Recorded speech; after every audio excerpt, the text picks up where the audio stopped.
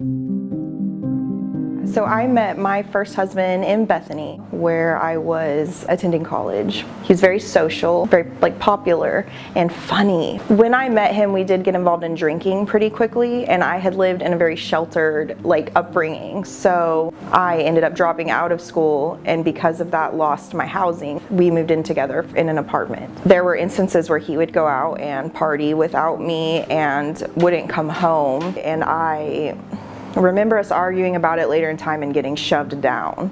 And that was kind of my first experience with a man ever touching me in that manner. And I think in the beginning I would brush it off because I was screaming at him. I still struggle to this day feeling guilt, like I deserved it. And you just have to remind yourself, never deserved that. No one deserves that. There was an instance where I got shoved into a glass coffee table, which required me to go get stitches, and it was my first time having to lie about an injury. I tripped over the puppy and fell onto the table. We got into a fight argument that was escalating to where I knew it was going to turn physical, and while he was outside, I locked the doors, and he broke in through the garage, which resulted in a scuffle of me being knocked downstairs and getting my leg broken. And while I was on the ground, I was kicked twice and had to basically plead to make him understand this is I'm actually injured and we need to go ahead and call an ambulance. And my mom was there, and I had to lie and say I tripped down the stairs. And I think that's when I realized the injuries could be life-threatening in the future. At that point, my son was starting to witness it, and sometimes you remember that more than you remember what was happening to you. You remember their faces or their crying. And I spent the majority of my time alone with no phone service, so just the DVDs to watch, secluded in the woods, pregnant with about a 2 to 3 year old. He would work all day as a car salesman, but then stay late sometimes or go to his dad's to drink after. And I think it had to be getting close to midnight or so, and I lost my cool, and I drove down to his dad's house down the road, and I took his alcohol from him and threw it out in the bush outside and went back home. After which him and his dad followed me home and both physically attacked me.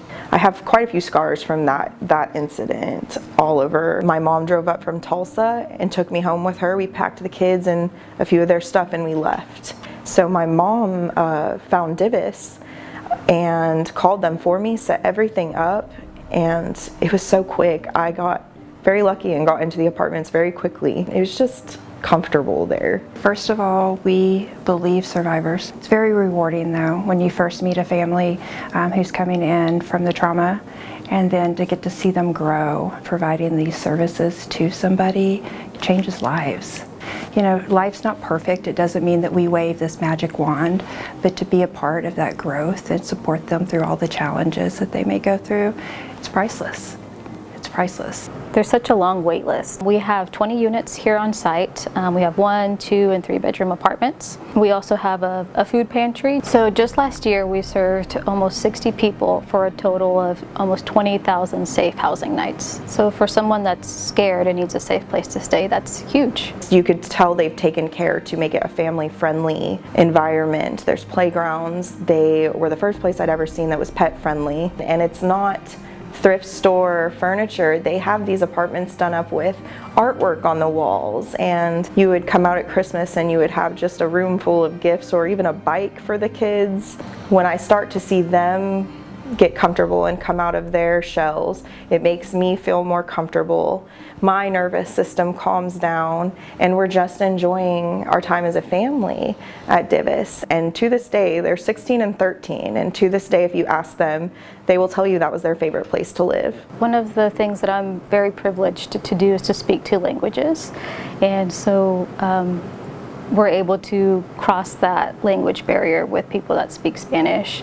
The group therapy was probably one of the most life-saving things that they had. They help you with job searching and bus fare if you don't have a vehicle. When you're ready to move out, they fill your home up. Like, they helped me with furniture. They helped me even find my home that we've lived in now for 10 years. And it seems honestly like we can never house enough. And even though I feel like we have a great housing program, it never seems long enough. It seems like we could always do more if we had more funding. I try to be the kind of case manager that I wish that my mother had, because it's generational. Like, if I can make a difference in this survivor's life now, then I'm impacting their future. I'm impacting their child's future. It was such a journey starting to do things where I'm in control and just feeling so fully confident and powerful. I met my now husband through the music scene in Tulsa. He has been in our lives now for 10 years, and it's just been beautiful falling in love again. I know that because of DVIS, I am where I am. I have an amazing job and just got a promotion last year. And I know that without the tools from DVIS, I would not have made it there. I'm just getting started.